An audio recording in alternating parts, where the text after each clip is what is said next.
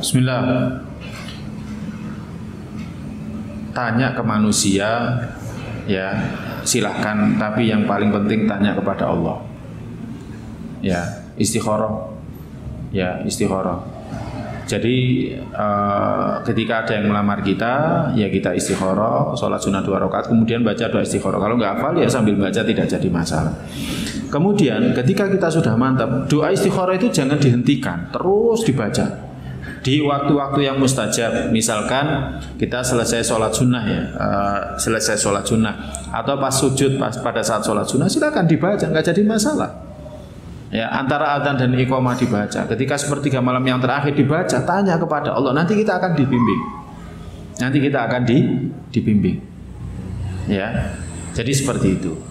Dan kalau kita renungi isinya itu sangat menakjubkan. Dan kita memang butuh kepada Allah. Allah tetapkan kalau Dia baik, tetapkan, ya kan. Kemudian apa itu namanya, mudahkan urusan. Kemudian berikan keberkahan. Minta kepada Allah seperti itu. Ya, kenapa kita harus istikharah? Karena kita tidak tahu lahirnya sekarang dia seperti ini. Apakah nanti masa datang dia akan seperti ini, ataukah berubah menjadi lebih baik, ataukah berubah menjadi lebih buruk? Yang mengerti Allah. Makanya doa kepada Allah. Jadi itu. Jadi diusahakan istikharahnya dijalankan. Terus doa istikharahnya jangan sampai berhenti sampai mau menikah. Karena sudah banyak kasus.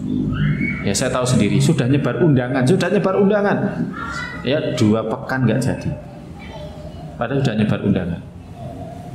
Ya, jadi kita tidak tahu kan takdir Allah itu bagaimana. Makanya istikharah doanya terus dijalankan. Sampai ketika berproses tetap doa istikharah tetap. Ya. Nah, kemudian yang harus diwaspadai itu adalah bisikan setan. Kadang ada setan yang berusaha untuk menghalangi jalan kita. Kita sebenarnya tinggal melangkah saja. Biasanya ketika kita mau melangkah itu ada keraguan. Biasa itu, ada keraguan. Loh sih tah, temen tak aku kati rabi, kayak gitu. Ada perasaan seperti itu. Wingi oleh sing wapi, gak sido, iki sing oleh kok ngene kok sido gitu kan. Wis anteni maneng, akhirnya gak nikah-nikah. Iya betul kan? Akhirnya gak nikah-nikah.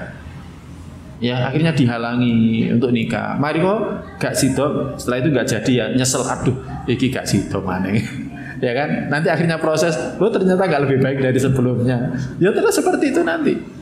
Memang setan itu alladzi yuwaswisu fi sudurin nas minal jinnati wan nas, dari kalangan jin dan manusia. Nah, kalau kita sudah azam, menurut istikharah kita sudah baik. Ya, istikharah baik itu diantaranya ya mimpi. Ini yang sering ditunggu orang-orang. Padahal kan nggak harus mimpi kan. Tapi bisa juga kelapangan hati. Hatinya itu lapang, nerima, ya kan? Atau bisa juga kemudian jalan. Ya, seperti kita merasa kok hatiku nggak seberapa lapang, tapi kok jalannya gampang sekali.